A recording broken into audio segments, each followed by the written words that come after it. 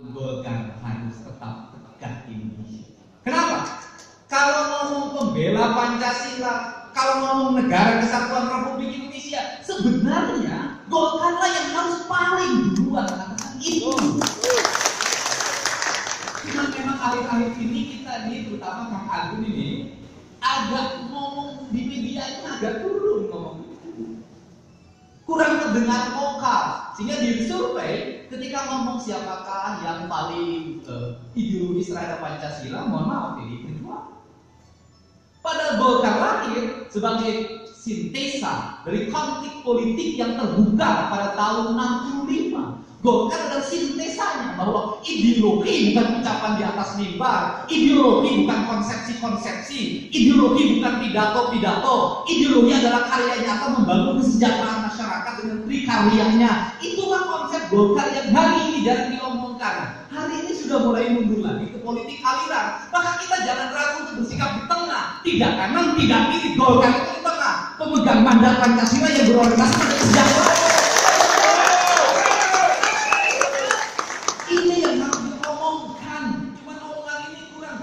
Ngomongnya Jawa Barat kumpul. Nah ini yang harus dibangun oleh kita, sehingga punya kepercayaan. Kalau begitu, apakah Golkar punya masa depan? Golkar satu-satunya partai modern yang punya masa depan. Golkar melaksanakan munaslup sampai 3 kali munaslup, nggak ada partai lain. Artinya apa? Seberat apapun cobaan yang dihadapi oleh Golkar, seberat apapun tekanan yang dihadapi oleh Golkar, seberat apapun psikologi yang dihadapi oleh Golkar, Golkar masih mampu mengelola emosi politiknya dengan baik, masih mampu membuat peran sejarah dengan membuat munaslup. Kalau partai lain, mohon maaf, dibikin 3 kali sudah hancur berarti. Golkar bisa keluar. Yang kedua adalah Golkar adalah partai publik. Karena partai publik, Golkar bukan milik perorangan, Golkar bukan milik kelompok. Golkar terbuka, siapapun bisa jadi ketua umum, siapapun bisa jadi ketua DPD 1, siapapun bisa jadi ketua DPD 2.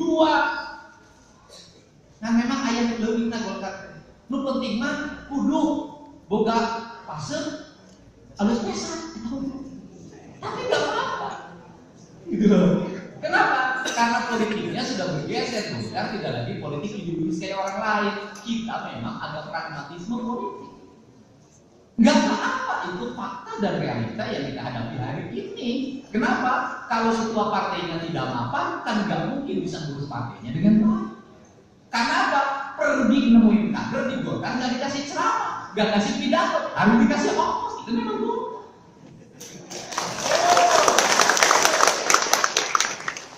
Dan itu realistis. Kenapa realistis? Karena kader dan kekaryaan. Selama ngumpul di sini kadernya ninggalkeun paculeun. Selama ngumpul di sini kadernya teu nyupiran. Selama ngumpul di sini kadernya teu nyamar. Selama ngumpul di sini kadernya teu ngarapetnya. Gantian kudu ngarapet sapoe eta mah wajar.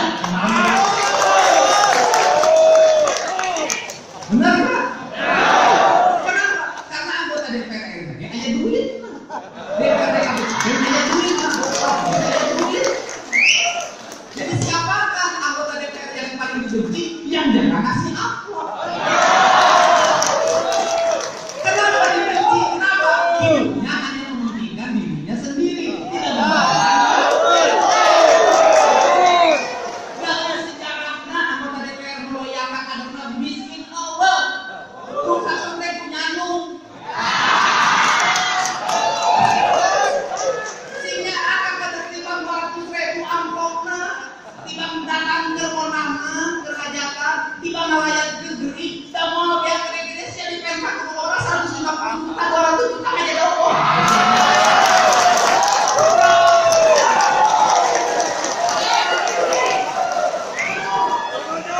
Mungkin namanya politik imbang-imbang, dan itu logis, partai harus begitu. Dan Golkar itu tradisinya dari atas ke bawah. DPP datang ke DPD ini yang kudu merek, DPD ini yang kudu merek terbuka, maka apa tuh terbuka merek? Nah memang begitu. Mohon maaf, beda dengan partai lain. Kalau partai lain dari bawah nyetor, Golkar semiskin-miskinnya rapat di hotel berbintang, semiskin semiskin-miskinnya Golkar, Munas balik diamplopkan kene. Semiskin-miskinnya Golkar, Musda balik diamplopkan kene. Pakai saja pokok serangan. Ini partai modern. Nah, partai modern ini akan survei kapan? Sekarang dan nanti. Kenapa? Yang lain regenerasinya terhambat. Sangat tergantung pada individu, pada perorangan. Kita tidak tergantung pada siapapun. Kalau seperti itu, maka Golkar adalah partai milenial. Partai yang membuka ruang untuk membangun regenerasi partai yang baru. Nah, tinggal apa yang dilakukan oleh kita hari ini? Pertama, siapa yang paling loyal pada Golkar? Perempuan, ibu rumah tangga, termasuk janda. Saya harus dimasukin janda juga, karena itu bagian dari penampilan saya. Saya sudah ngomong, kalau Pak Jokowi menang, saya akan robohkan 1000 rumah janda di Jawa Barat.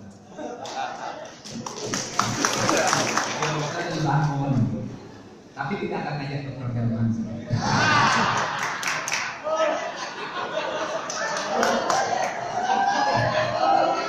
Takut baliknya mana? Ini perempuan, kenapa? Karena berdasarkan riset perempuan itu 99% setia pada pasangan. Nah, laki-laki terbalik, 99 laki-laki tidak setia pada pasangan. Yang setia hanya 1%, itu pun di rumah sakit dalam keadaan dirawat karena sebelumnya. Nah, jadi ini penting. Jadi kalau segmentasi pemilih setia Golkar itu ibu-ibu, terjemahkan perbanyak atribut untuk perempuan. Dan mulai kerudungnya siapin yang bagus.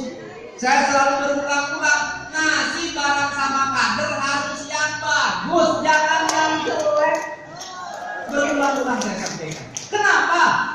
Itu kader kita. Kalau kita ngasih barangnya jelek, berarti kita melecehkan terhadap para pemilih kita sendiri.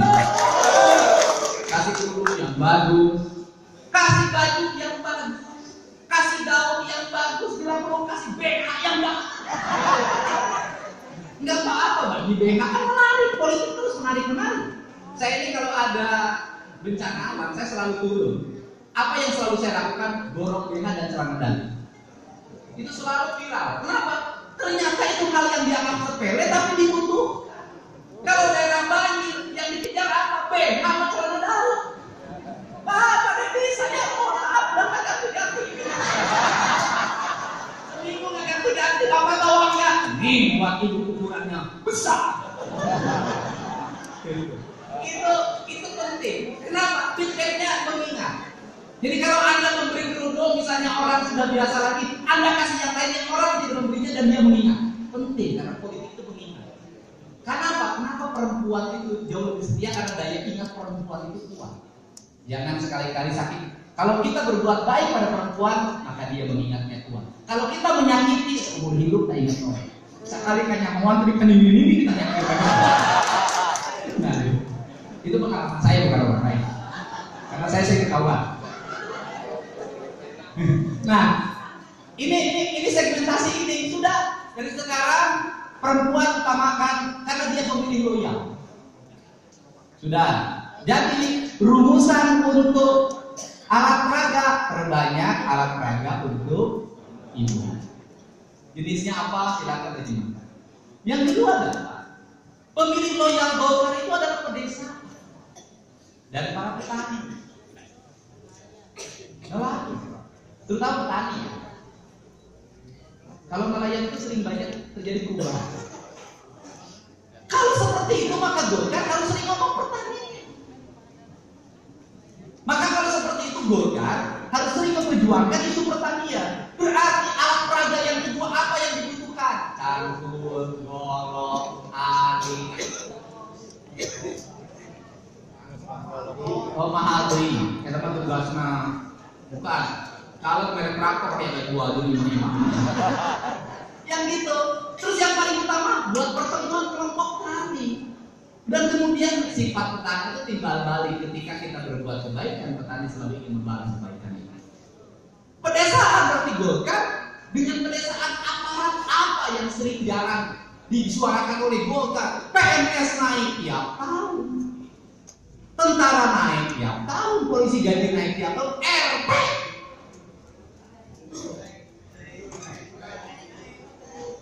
nggak pernah. Mohon maaf, saya rekod kita. Ciamis kemarin problem utama itu adalah RT yang tidak optimal tergarap dan kurang mendapat kesejahteraan. RT-nya, kepala desanya bisa jadi tidak bergerak, RT-nya geser semua. Kenapa? Dapat isu misalnya, nanti dapat gajinya sekian, geser RT. Urusan paling dimurah aja di RT itu, urusan paling dicatat di RT itu. Maka saya minta pada teman-teman di sini, dalam RT suarakan Golkar akan memperjuangkan peningkatan kesejahteraan RT dengan gaji bulanan ya minimal 300.000 per bulan. Penting itu. Satu RT suruh bawa 5 orang saya jadi itu suara. Ini penting. Siapa di situ aparatur? RT, RW, Linmas. Linmas tuh paling setia hansip itu. Makanya saya itu selalu posting foto itu selalu ada hansipnya. Itu di Instagram saya. Kalau saya cerita hansip itu nontonnya sampai 150.000. Kenapa? Coba hansip nonton setia. Nah, ayo ngajak rumah milik hansip, parkir mobil hansip, pengamanan hansip. Jika hansipnya drum dulu dirinya ya drum, dirinya ya hansip.